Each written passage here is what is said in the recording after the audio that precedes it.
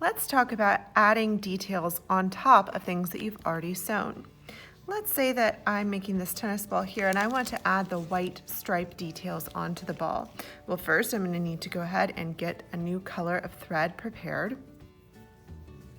All right, I don't want my knot to be on the front of my sewing, so I'm going to start from underneath and I'm going to pick the spot where I want that stripe to be. Push through. And I'm just kind of imagining it's going to go in a little bit of a curve, like a backward C. And you can sew right on top of your other yarn.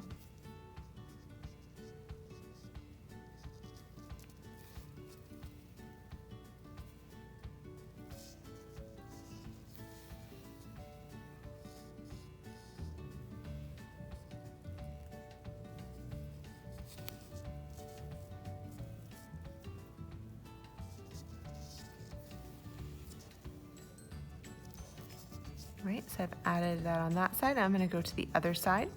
Since this is really quite close, I'm going to just skip over on the back side. If this was very far away, I wouldn't want to skip. I'd want to tie off and then cut, make a knot, tie it, and then go over there. And that's because if I wanted to like bring white up here, if you go very far away from where you were and pull, it will pull your fabric over, and you don't want that to happen. So I'm going to undo what I just did. But this is, if it's like a finger's amount of space apart, it's fine. So I'm going to come over to the other side and do the little white stitches there. So you can totally layer your thread and make designs on top of your designs, and that's a great way to start to add details to your work, especially maybe if you were able to work really quickly.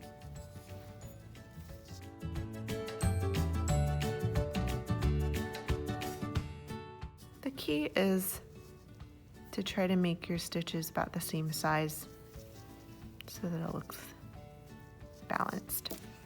Okay, so I've added my stitches on top. I'm done. I'm going to go ahead and tie that off. Come through on a little knot that I already had. Make a loop and pull my thread through it. And that didn't use up very much thread at all, so I've got tons of it that's left.